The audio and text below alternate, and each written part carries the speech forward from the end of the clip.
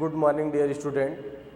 प्रिय कक्षा 10 के विद्यार्थियों, आपके लिए जो है हम लोग कक्षा 10 की गणित के सिलेबस के डिस्कशन के साथ साथ किस चैप्टर में कौन सा फार्मूला इम्पॉर्टेंट है, किस चैप्टर से कितना क्वेश्चन आता है और किस चैप्टर से कितने नंबर का क्वेश्चन आता है और कौन सा चैप्टर हमारे बोर्ड के लिए इम्पॉर्टेंट है और कौन चैप्टर बोर्ड के साथ साथ आगे की कक्षाओं के लिए इम्पॉर्टेंट है और इसमें से कौन सा चैप्टर ऐसा है जो वनडे या अदर कॉम्पिटिटिव एग्जाम में क्लास 10th के कुछ चैप्टर होते हैं जहां से क्वेश्चन बनते हैं, उन सब के बारे में आज हम लोग डीप में डिस्कशन करने चल रहे हैं। तो आइए सबसे पहले हम लोग क्लास 10th की मैथ के सिलेबस को यूनिट वाइज देखते हैं।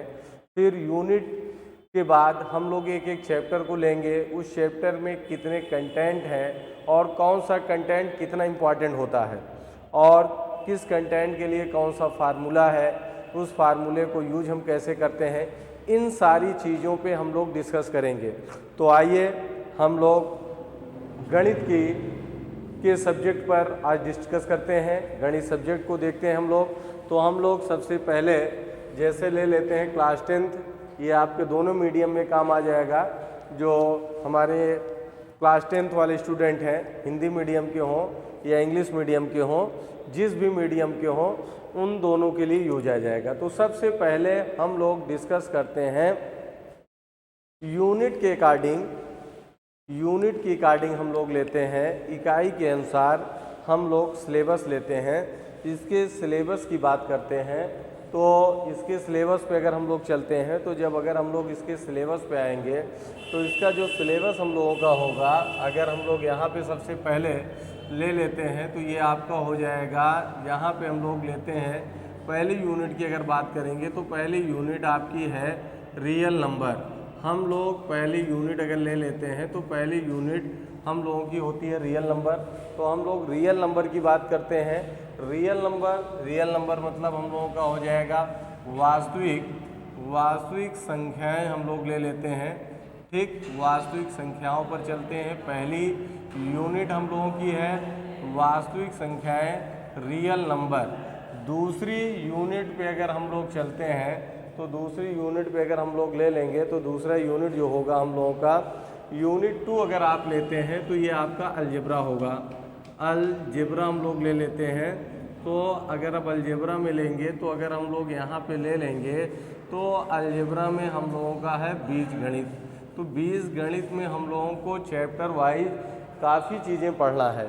तो अगर अब हम लोग लेते हैं अलजेब्रा में जब चलते हैं तो बीजगणित अगर हम लोग लेते हैं तो इसमें हम लोग काफ़ी चैप्टर वाइज चीज़ों को हम लोग पढ़ते हैं। तो जब चैप्टर वाइज चीज़ों को हम लोग लेंगे तो इसमें सबसे पहला आपका है, इसमें अगर आप लेंगे बहुपद पॉलिनोमियल।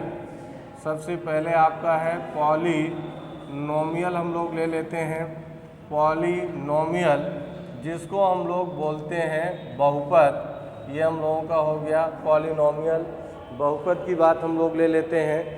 दूसरा हम लोगों का है दो चरों वाला रैखिक समीकरण का योग। दूसरा अगर हम लोग यहाँ पे ले लेंगे, दूसरा हम लोगों का हो जाएगा pair of linear equation in two variable. Pair of linear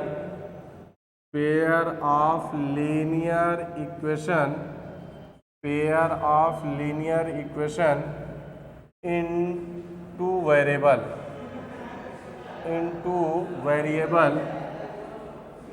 variable आपका होगा pair of linear equation in two variable, जिसको हम लोग बोलते हैं दो चरों वाला रैखिक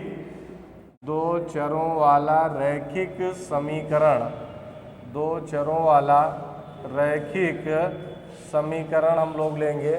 दो चरों वाला रैखिक समीकरण लेते हैं। फिर इसके बाद हम लोग यहाँ पे लेंगे अगला पॉइंट हम लोग लेते हैं क्वाड्रेटिक इक्वेशन जिसको हम लोग बोलते हैं द्विघात समीकरण। यहाँ पे हम लोग अब लेंगे क्वाड्रेटिक इक्वेशन हमने ले लिया। क्वाड्रेटिक इक्वेशन हम लोग लेते हैं, क्वाड्रेटिक इक्वेशन को लेते हैं जिसको हम लोग बोलते हैं द्विघात समीकरण। ये आपका हो गया क्वाड्रेटिक इक्वेशन जिसको हम लोग बोलते हैं द्विघात समीकरण। फिर इसके बाद हम लोगों का है यहाँ पे अगला हम लोग ले लेते हैं समांतर श्रेणी, अर्थमेटिक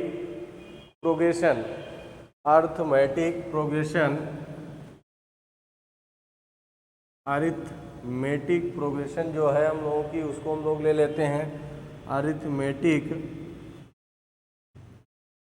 प्रोग्रेशन पे हम लोग चलते हैं। अरिथमेटिक प्रोग्रेशन ये आपका है जिसको हिंदी में हम लोग बोलते हैं समांतर श्रेणी, जिसको हम लोग एपी बोलते हैं। एपी हम लोग लेते हैं, अरिथमेटिक प्रोग्रेशन समांतर श्रेणी जिसको हम लोग एपी लेते हैं। तो डियर स्टूडेंट, तो अभी तक केवल हम लोगों ने 2 यूनिट पे चर्चा किया। पहली यूनिट आपकी है रियल नंबर, वास्तविक संख्याएं हैं। दूसरी यूनिट हमारी है अलजेब्रा। तो अलजेब्रा में हम लोगों को क्या क्या पढ़ना है? पॉलिनोमियल यानी बहुपद पढ़ना है, pair of linear equation in 2 variable, 2 चरों वाला रैखिक समीकरण पढ़ना है, क्वाड्रेटिक इक्वेशन द्विघात समीकरण पढ़ना है, अरिथमेटिक प्रोग्रेशन समांतर श्रेणी पढ़नी है। तो यहाँ तक हम लोगों ने देख लिया। अभी डियर स्टूडेंट किस चैप्टर में क्या चीज़ें हैं, फिर उसको भी अभी हम डिस्कस करते चलेंगे। अभी फिर से हम लोग डिस्कस करेंगे। तो पहले यूनिट वाइज आप देख लीजिए, फिर पहले यूनिट से हम शुरुआत करेंगे कि किस यूनिट में क्या क्या चीज़ें आती हैं और किस एग्ज़ाम में पूछा जाता है, हमारे यहाँ कैसे पूछा जाएगा, बोर्ड में कंपटीशन में कैसे पूछा जाएगा, या आगे की क्लासों में इसका एक्सप्लेन और कैसे है, कहाँ तक है, उन सारी चीज़ों की हम लोग बात करेंगे। ठीक है डियर स्टूडेंट। तो इसके बाद अब हम लोग आते हैं, तीसरी यूनिट हमारी है यूनिट 3 है। अगर अब यूनिट 3 हम लोग लेते हैं तो जो तीसरी यूनिट है वो आपकी है कोऑर्डिनेट ज्योमेट्री। अगर आप ले लेंगे कोऑर्डिनेट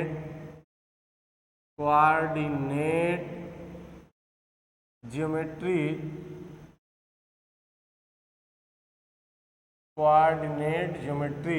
ठीक है, कोऑर्डिनेट ज्योमेट्री जिसको हम लोग बोलते हैं निर्देशांक ज्यामितीय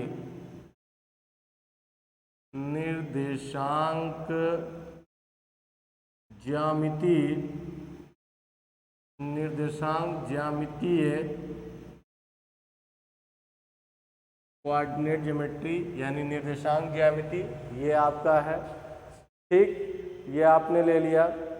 अब इसके बाद हमारी अगली यूनिट जो है उस हम लोग अगली यूनिट पे भी चलते हैं और अगली यूनिट की भी हम लोग चर्चा करते हैं। तो देखिए, जो अगर हमारी अगली यूनिट है तो अगली यूनिट पे अगर हम लोग आते हैं तो देखिए अगली यूनिट में हमारा है ज्यामिति। अब अगली यूनिट हमारे पास 4th यूनिट जो है वो क्या है? ज्योमेट्री है हम लोगों की। तो ज्योमेट्री का मतलब ज्यामिति है, ये आपका है अगला यूनिट। 5वीं यूनिट पे अगर हम लोग चलते हैं तो ट्रिग्नोमेट्री है। 5वीं यूनिट हमारी क्या है? ट्रिग्नोमेट्री। 5वीं यूनिट हमारी क्या है? ट्रिग्नोमेट्री, जिसको हम लोग बोलते हैं त्रिकोणमितीय। ये हम लोगों का होता है त्रिकोणमिति। ठीक, ये हम लोगों की है। अब अगर हम बात करते हैं 6वीं यूनिट पे, तो 6वीं यूनिट पे अगर अब आप लोग चलते हैं तो ये आपका होता है मेंसुरेशन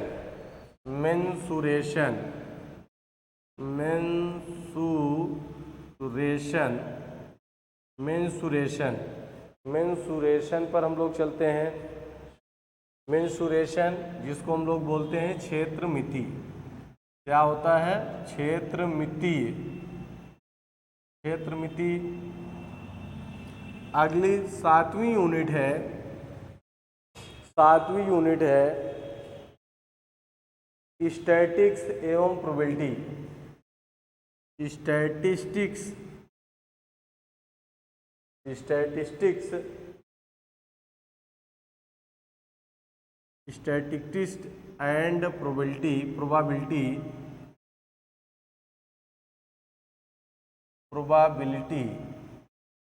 जिसको हम लोग बोलते हैं सांख्यिकी, और स्टैटिस्टिक्स एंड प्रोबेबिलिटी जिसको हम लोग बोलते हैं सांख्यिकी, सांख्यिकीय और प्रायिकता। सांख्यिकी और प्रायिकता, ये चीज़ें हो गई, सांख्यिकी और प्रायिकता। तो यहाँ तक हम लोग ले लेते हैं। अब ये हमारा यूनिट वाइज चैप्टर है। तो अब हम लोग जैसे यूनिट वाइज चैप्टर ले लेते हैं। तो डियर स्टूडेंट, आप देखिए, ये आपको यूनिट वाइज मैंने बता दिया सिलेबस। अब आप चैप्टर वाइज लेते हैं। यूनिट में कौन कौन से चैप्टर हैं, उन चैप्टरों में से क्या चीज़ें हैं, कैसी चीज़ें हैं, और क्या क्या हम लोगों को पढ़ना है, तो उसके बारे में हम लोग बात करते हैं। तो देखिए डियर स्टूडेंट, अब हम लोग चलते हैं यूनिट फर्स्ट पर। ठीक, अब हम लोग चलते हैं यूनिट फर्स्ट पर। अब यूनिट फर्स्ट पर हम लोग चलते हैं। तो देखिए यूनिट फर्स्ट में आप आते हैं। तो अगर हम लोग ले लेते हैं यूनिट फर्स्ट, तो यूनिट फर्स्ट पे अगर हम लोग चलते हैं, यूनिट फर्स्ट आपकी है। यूनिट फर्स्ट में अगर हम लोग देखते हैं तो हम लोगों को जो यहाँ पे पढ़ना है, जो पढ़ना होता है रियल नंबर। किसको पढ़ना होता है? इसका जो टॉपिक है इसमें आपका जो है रियल नंबर, रियल नंबर जिसको हम लोग बोलते हैं वास्तविक रियल नंबर, वास्तविक संख्याएं, रियल नंबर, वास्तविक संख्याएं। तो देखिए डियर स्टूडेंट, अब ये जैसे यूनिट फर्स्ट में आते हैं हम लोग रियल नंबर पे चलते हैं, वास्तविक संख्याओं पर चलते हैं। तो अगर हम वास्तविक संख्याओं की बात करें, ठीक, वास्तविक संख्याओं की अगर हम लोग बात करते हैं, तो ये एक तरीके से अगर देखा जाए तो नंबर सिस्टम का एक पार्ट होता है। ठीक, नंबर सिस्टम का एक पार्ट होता है। जो नंबर सिस्टम हम लोग क्लास 9th में हम लोग पढ़े होते हैं, तो उसमें हम लोग एक रियल नंबर, वास्तविक संख्याओं को पढ़ते हैं। तो देखिए ये चैप्टर जो है क्लास 10th का है, क्लास 10th का यूज है। क्लास 10th के बोर्ड एग्जाम में इस पे क्वेश्चन आते हैं। ठीक, बोर्ड एग्जाम में जो क्वेश्चन आते हैं यहाँ पे प्रूविंग के आते हैं, प्रूविंग के आते हैं। जैसे आपको लेमा थ्योरम, देखिए जो बोर्ड के लिए हम आपको बता रहे हैं, बोर्ड पैटर्न पे आप देखेंगे तो सबसे पहले इसमें आपसे पूछता है यूक्लिड लेमा विभाजन, यूक्लिड लेमा विभाजन प्रमेय। सबसे पहले ये पूछा जाता है यूक्लिड लेमा विभाजन प्रमेय। यूक्लिड लेमा डिविजिबिलिटी थ्योरम जो होती है, ये होता है। तो इस थ्योरम से हम लोग क्या पूछते हैं, इस थ्योरम से हम लोग क्या निकालते हैं? तो एचसीएफ आपको फाइंड करना होता है। यूक्लिड लेमा विभाजन प्रमेय पूछा जाता है। यूक्लिड लेमा विभाजन प्रमेय से क्या फाइंड किया जाता है? एचसीएफ। ठीक, ये आपका हो गया पहली चीज। दूसरी चीज यहीं पे आपका होता है, इसी का यूज करके हम लोगों को कुछ सिद्ध करना होता है। ठीक, जैसे 2m + 2 2m + 4 किसी सम संख्याओं का होना इस तरीके से प्रदर्शित किया जाता है। इसको हम लोगों को सिद्ध किया जाता है। इसके बाद इसमें तीसरा टॉपिक जो होता है, इसके बाद जो इसमें तीसरा टॉपिक है वो तीसरा टॉपिक होता है प्रूविंग इरेशनल नंबर प्रूव करना। ठीक, अपरिमेय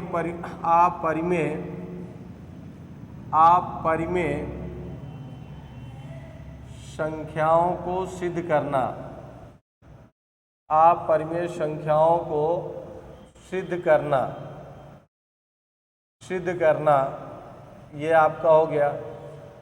अगला यहाँ पे आपका पूछता है अपरिमेय संख्याओं को सिद्ध करना हो गया। फिर इसके बाद शांत और अशांत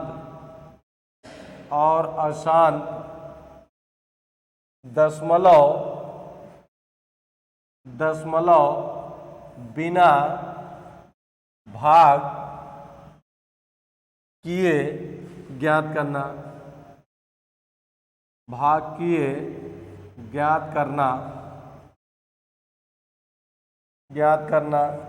फिर इसके बाद आपका होता है यहाँ पे दशमलव के रूप में परिमेय संख्याओं का दशमलव निरूपण। दशमलव के रूप में परिमेय संख्याओं का निरूपण।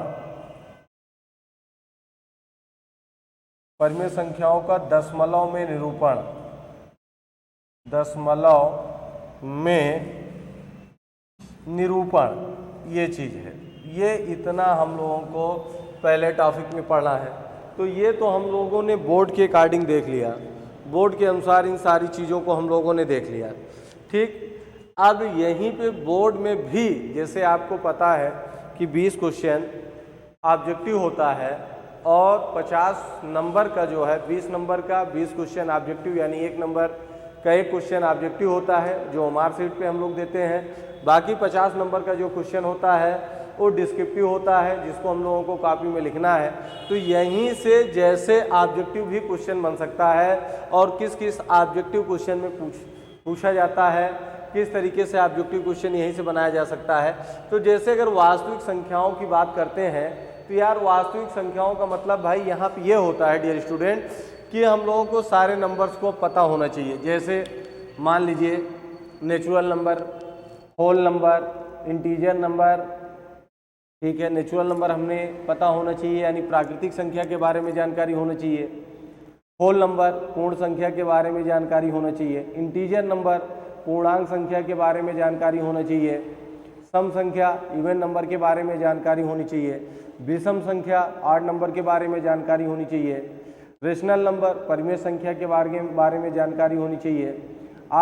इरेशनल नंबर अपरिमेय संख्या के बारे में जानकारी होनी चाहिए। प्राइम नंबर आभाज्य संख्याओं के बारे में जानकारी होनी चाहिए। कंपोजिट नंबर विभाज्य संख्याओं के बारे में जानकारी होनी चाहिए।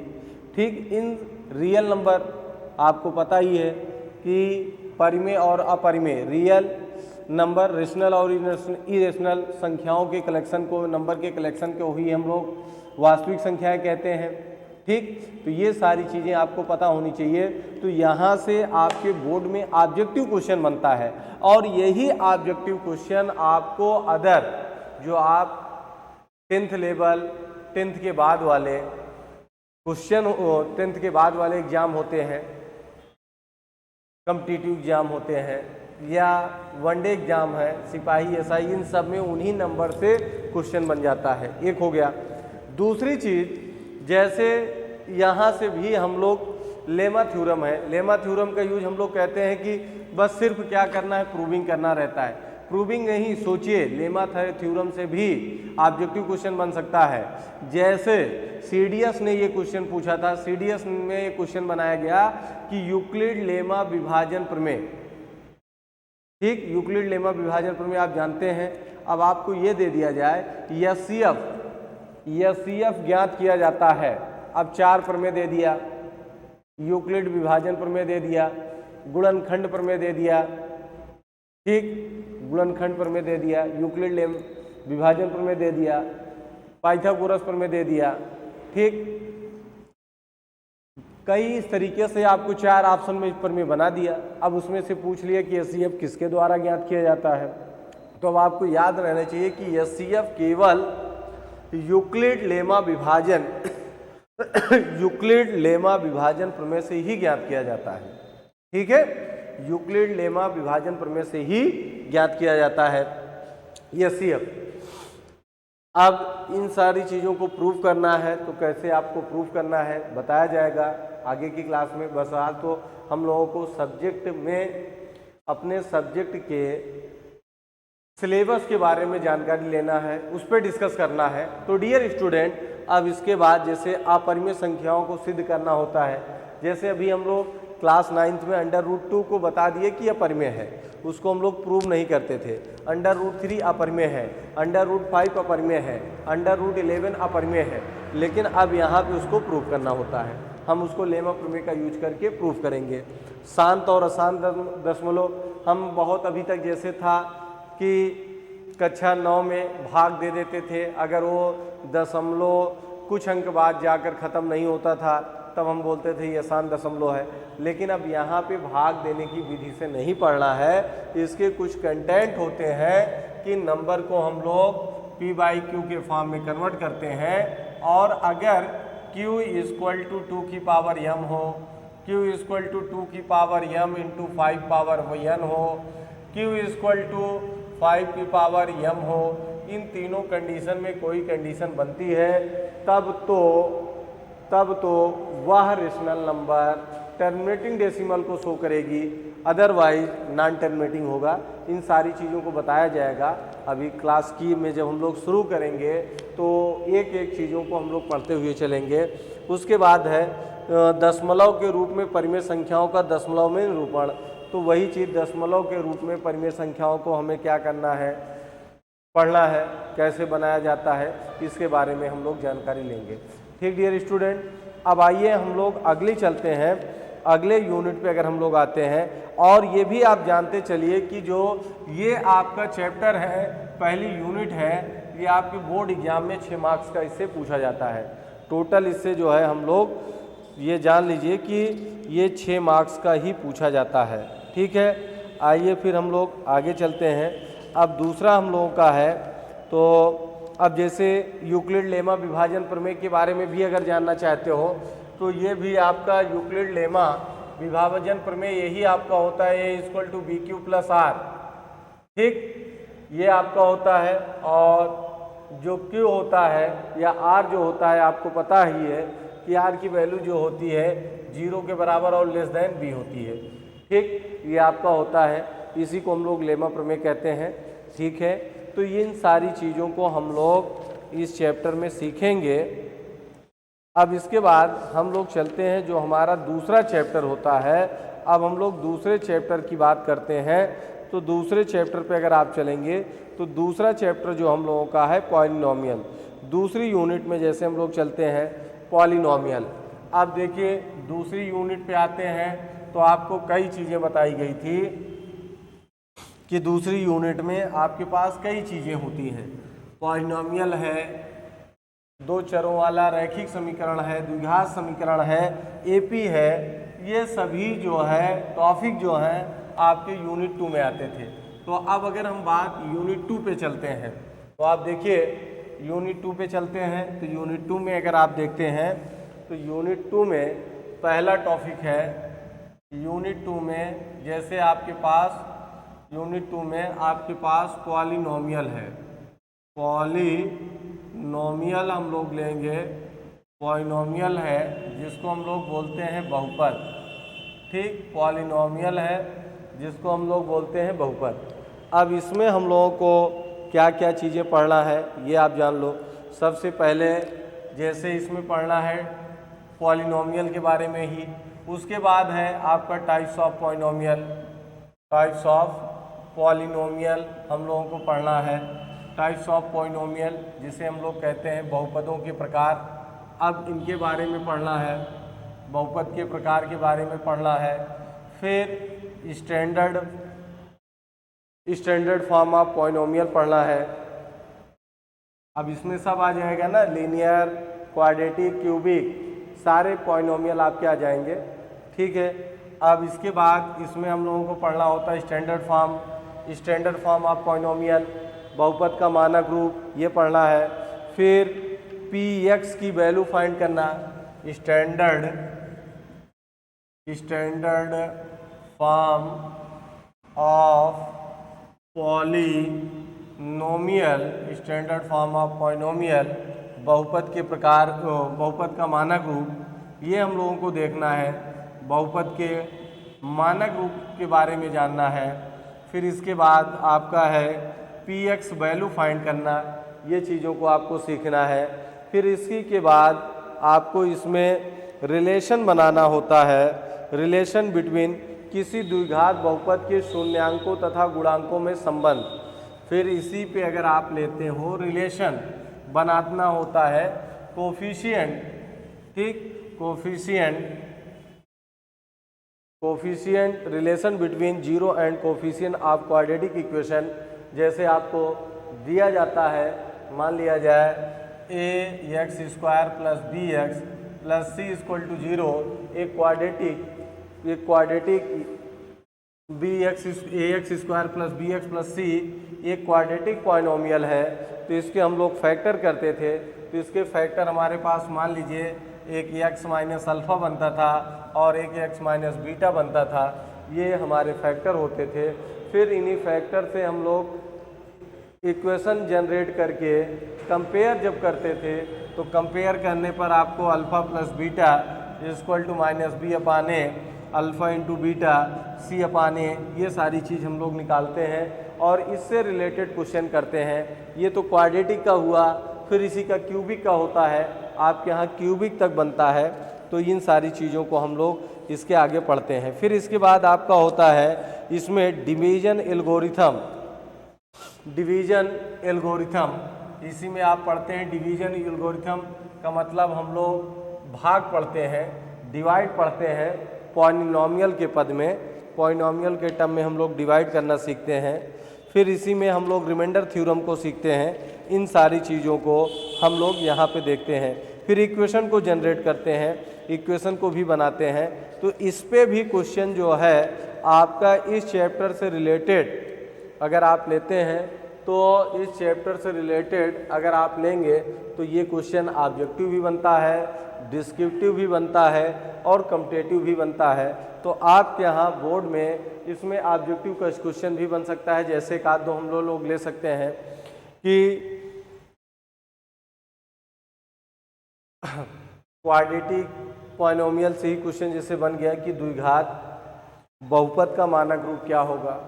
अब आपको दे दिया, इसी तरीके से 4 ऑप्शन बना दिया। स्टैंडर्ड फॉर्म ऑफ पॉलिनोमियल से क्वेश्चन बना दिया कि मानक रूप एक बहुपद दे दिया, तो उसके 4 ऑप्शन बना दिए मानक रूप के क्या हैं। अल्फ़ा प्लस बीटा पूछ लिया, अल्फ़ा इंटू बीटा पूछ लिया, अल्फ़ा माइनस बीटा पूछ लिया। तो बहुत सारी चीज़, और इस पे इक्वेशन बनाना, प्रूव करना, ये सारी चीज़ें आप निकाल सकते हैं। फिर इसके बाद आपका जैसे 2 चरों का अगला टॉपिक इसी में है, 2 चरों का रैखिक। अगला हम लोग अगर ले लेते हैं तो 2, अब इसके बाद अगर हम लोग चलते हैं डियर स्टूडेंट, तो जैसे दे दिया 2 चरों का रैखिक समीकरण, 2 चरों का रैखिक समीकरण आप ले लेते हैं। अब 2 चरों का रैखिक समीकरण जैसे है आपका 2 चरों वाले रैखिक समीकरण का युग्म, 2 चरों वाले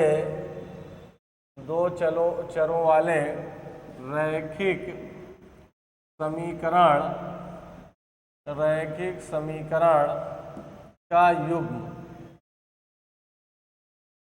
2 चरों वाले रैखिक समीकरण का युग्म, ये आपका हो गया।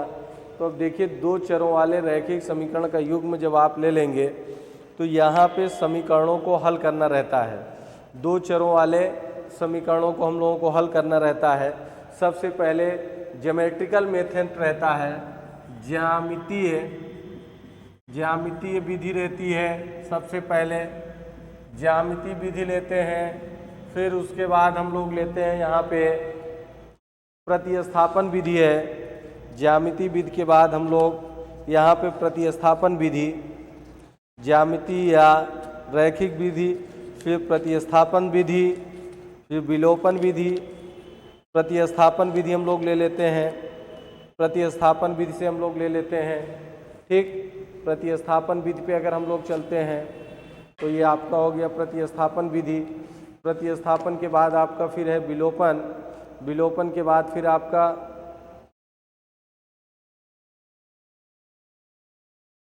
देखिए, अब इसके बाद आपका है प्रतिस्थापन विधि। स्थापन विधि होती है। फिर इसके बाद प्रतिस्थापन विधि जिसको हम लोग बोलते हैं सब्स्टिट्यूशन मेथड। फिर इसके बाद आपका है हम लोग लेंगे सब्स्टिट्यूशन मेथड, प्रतिस्थापन विधि हो गया। फिर बीजगुणनखंड विधि है, क्रॉस मल्टीप्लिकेशन विधि है।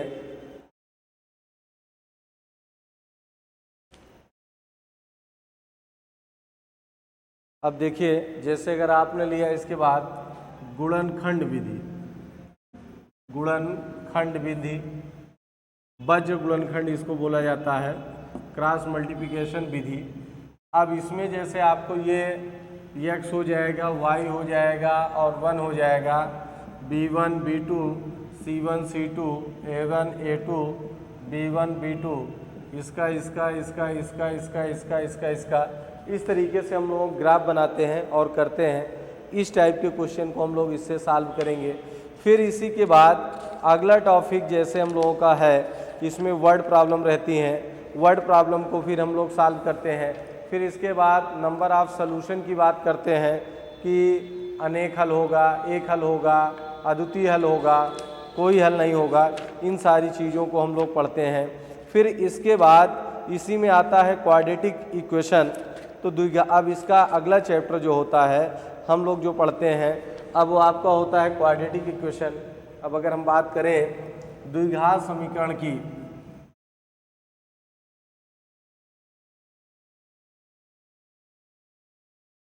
अब हम लोग आगे चलते हैं, द्विघात समीकरण को देखते हैं। तो अब देखिए, द्विघात समीकरण पर अगर हम लोग आते हैं, क्वाड्रेटिक इक्वेशन पे आते हैं, तो आप देखिए द्विघात समीकरण अगर हमने ले लिया, द्विघात समीकरण में सबसे पहले हम लोगों को विविधकर पढ़ना होता है।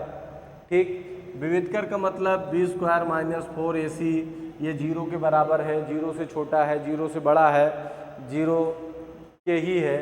ठीक, या पूर्ण वर्ग है, तो ये आपका है। इसके बाद इसमें हम लोग पढ़ते हैं समीकरण के मूलों को ज्ञात करना।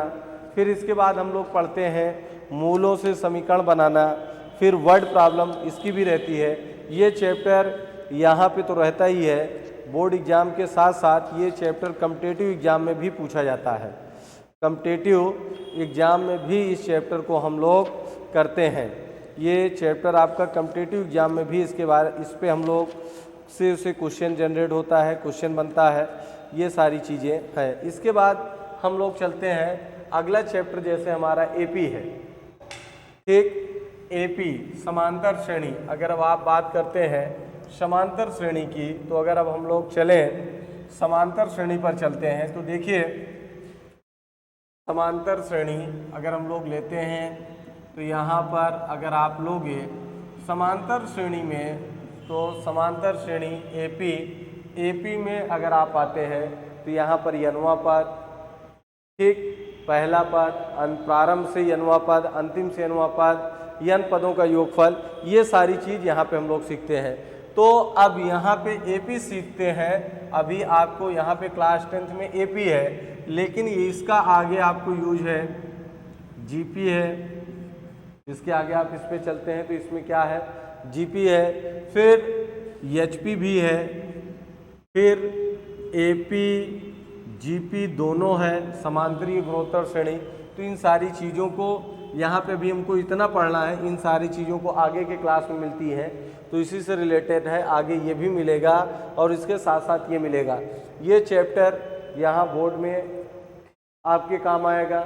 इन चैप्टर का यूज कॉम्पिटिटिव एग्जाम में भी होता है, चाहे आप 10th लेवल के कॉम्पिटिटिव एग्ज़ाम दें या 12th लेवल पे कॉम्पिटिटिव एग्ज़ाम देते हैं, उसमें भी इसका यूज किया जाता है और उसका यूज होता है।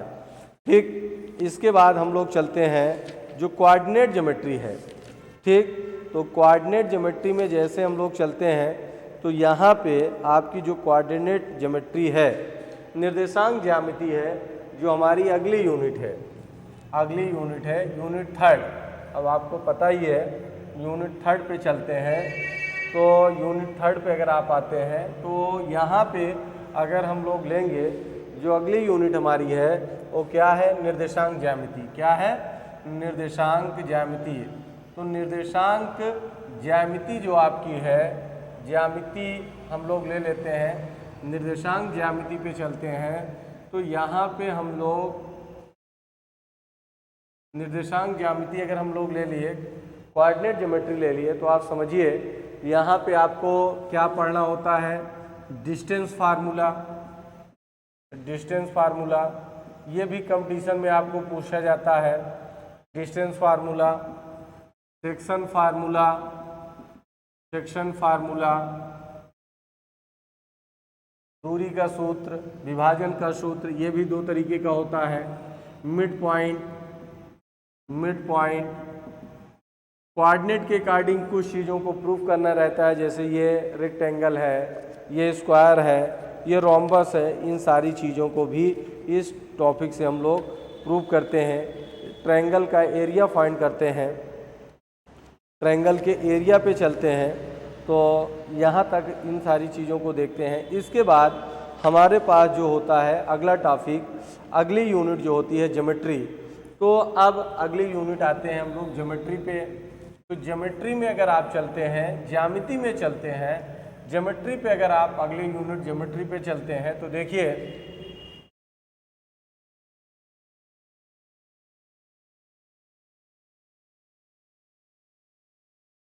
ज्योमेट्री में अगर हम लोग चलते हैं तो ज्योमेट्री में देखिए हम लोग लेते हैं। तो ज्योमेट्री में आपका जो है यहाँ पे बेसिक से हम लोगों को पढ़ना होता है। डायरेक्ट यहाँ पे ट्रायंगल तो दे दिया है, जैसे आपने कक्षा 9 में पढ़ा है ज्योमेट्री, वहाँ पे रेखा, कोण, त्रिभुज, त्रिभुज की सर्वांग समता हम लोगों ने कक्षा 9 में पढ़ा है और कक्षा 10 में समरूपता से स्टार्ट होता है। लेकिन यहाँ पे हम लोगों को पढ़ना पड़ेगा क्योंकि काफ़ी बच्चों को पढ़े ही नहीं रहते हैं, उनको बेसिक पता ही नहीं रहता, तो प्रॉब्लम होती है। तो मान चलिए कि यहाँ पे जो हम लोगों को पढ़ना है, त्रिभुज भी पढ़ना है, चतुर्भुज भी पढ़ना है। ठीक, फिर हम लोग त्रिभुज की समरूपता, त्रिभुज की समरूपता यहाँ पे पढ़ना है, फिर वृत्त पढ़ना है। इन सारी चीज़ों को हम लोगों को यहाँ पे पढ़ना होता है। ये जो हमारी अगली यूनिट होती है, इस यूनिट में हम लोग निर्देशांक ज्यामिति में त्रिभुज, अब त्रिभुज में बहुत सारी चीज़ें पढ़ते हैं।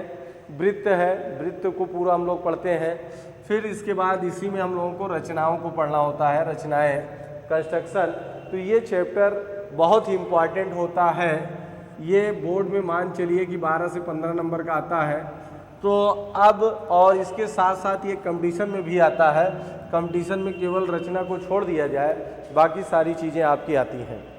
ठीक, तो इसके बाद जो हमारी अगली यूनिट है, अब अगली यूनिट है, जैसे अगली यूनिट हम लोग लेते हैं, तो अगली यूनिट पे अगर हम बात करते हैं तो अगली यूनिट हमारी जो है ट्रिग्नोमेट्री है।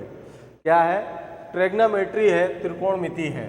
त्रिकोणमिति पे हम लोग चलते हैं। तो त्रिकोणमिति हमने ले लिया, ट्रिग्नोमेट्री अगर हमने ले लिया तो ट्रिग्नोमेट्री में आप जानते ही हैं यहाँ पे त्रिकोणमिति जो होती है हमारी यहीं से शुरुआत होती है, और यहाँ पे जो ट्रिग्नोमेट्री है उसमें हम लोग त्रिकोणमिति फलन sine theta, cos theta, tan theta, ये उनके मान, साइन 30 का मान, साइन 60 का मान, कास 90 का मान, इन सारी चीज़ों को सीखते हैं। इसके साथ साथ हम लोग यहाँ पे त्रिकोणमिति सर्वसमीका को सीखते हैं, जैसे sine square theta plus cos square theta equal to 1। इस तरीके की सर्वसमीकाएँ जो हैं उनको सीखते हैं।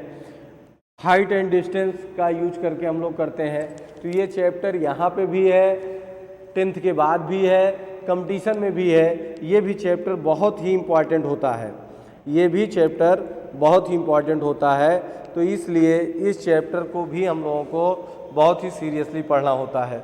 फिर इसके बाद डियर स्टूडेंट, इसके बाद जो है हम लोगों के पास अगली यूनिट जो है क्षेत्रमिति, मेंसुरेशन। मेंसुरेशन में भी हम लोगों को ट्रायंगल, त्रिभुज, चतुर्भुज, वृत्त, घन, घनाभ, बेलन, शंकु, इन सारी चीज़ों को पढ़ना है। तो ये आपके यहाँ भी हैं और कॉम्पिटिटिव एग्जाम में भी है। ठीक, इसके बाद आपकी स्टैटिक्स है और प्रोबेबिलिटी है। तो स्टैटिक्स में हम यहाँ पे जैसे नाइन्थ में आपने माध्य निकालना सीखा, तो वही चीज़ यहाँ पे भी माध्य, माध्यिका और बहुलक को हम लोग मीन, मीडियन, मॉड को फाइंड करना सीखते हैं। इसके साथ साथ हम यहाँ पे वहाँ पे जैसे इंडिविजुअल सीरीज को नाइन्थ में सीखते हैं, तो यहाँ पे डिस्क्रीट और कंटिन्यूअस सीरीज को भी हम लोग पढ़ते हैं। इसके अलावा प्रोबेबिलिटी होती है, तो स्टैटिक्स और प्रोबेबिलिटी दोनों यहाँ होने के साथ साथ आपको इसके आगे क्लास 10th के बाद भी पढ़ना होता है। तो डियर स्टूडेंट, तो इस तरीके से हम लोगों ने जो है आज समराइज कर लिया अपने सिलेबस को, अपने सिलेबस के बारे में देख लिया। और अब जैसे जब भी हम लोगों की क्लास शुरू होती है, जिस दिन से डेट अनाउंस हो रहा है आपको पता ही है, तो हमारी क्लास जैसे ही शुरू होती है तो हम लोग पहले चैप्टर से शुरुआत करेंगे और 1 बाय 1 एक एक कॉन्सेप्ट, एक एक चीज़ों को पढ़ते हुए और सीखते हुए चलेंगे। उसमें कब हम लोगों को शॉर्टकट ट्रिक का यूज करना है, और जब हम लोग कॉम्पिटिटिव एग्जाम में बैठेंगे तो वहाँ पे आपको शॉर्टकट ट्रिक और बेसिक कॉन्सेप्ट दोनों दिया जाएगा, लेकिन बेसिक कॉन्सेप्ट का यूज करके ही आपको यहाँ पे बोर्ड एग्ज़ाम को में लिखना है। शॉर्टकट का यूज हम वहाँ कर सकते हैं बोर्ड एग्ज़ाम में जो ऑब्जेक्टिव क्वेश्चन है। जैसे हम आपको 20 क्वेश्चन बताए हैं, एग्ज़ाम पैटर्न आपको पता ही है कि एग्ज़ाम पैटर्न के बारे में आप जानते हैं कि आपका रिटन एग्ज़ाम केवल 70 का होता है बोर्ड की तरफ से, 20 नंबर ऑब्जेक्टिव होता है, 50 नंबर डिस्क्रिप्टिव होता है, और जो 30 नंबर होता है वो इंटरनली स्कूल वालों का रहता है, उनका अपना अलग सिस्टम होता है। टेस्ट कराते हैं, मौखिक टेस्ट कराते हैं, छमाही, तिमाही, छमाही टेस्ट कराते हैं, और उसके साथ साथ वो प्री बोर्ड कराते हैं। उन सारी चीज़ों पर बांटकर बाकी वो 30 मार्क्स देते हैं। तो लेकिन जो हमारा 70 मार्क्स होता है बोर्ड वाला, तो उसमें 50 क्वेश्चन आपको पता ही है कि डिस्क्रिप्टिव होता है, और 20 क्वेश्चन आपका क्या होता है, ऑब्जेक्टिव होता है। तो जैसे वो 20 क्वेश्चन आपका ऑब्जेक्टिव होगा, तो डियर स्टूडेंट आप वहाँ पे तब जो शॉर्टकट ट्रिक बताई जाएगी उसके लिए आप यूज कर लेंगे, लेकिन जहाँ पे डिस्क्रिप्टिव लिखना होगा वहाँ पे शॉर्टकट ट्रिक का यूज नहीं करेंगे। तो हम लोग जब अपनी क्लास स्टार्ट करेंगे तब मिलेंगे, तो हमको कैसे पढ़ना है, कौन सी चीज़ कब पढ़ना है, शॉर्टकट क्या है, तो सारी चीज़ों को हम लोग 1 बाय 1 सीखेंगे कि बोर्ड में कैसे क्वेश्चन आता है और यही क्वेश्चन कंपटीशन में कैसे बनता है। ठीक, या हमारे 10th के बाद की क्लास में ये चैप्टर में क्या और चीज़ें नहीं आएंगी, उन सारी चीज़ों के बारे में हम लोग सीखेंगे। तब तक के लिए जय हिंद, थैंक यू।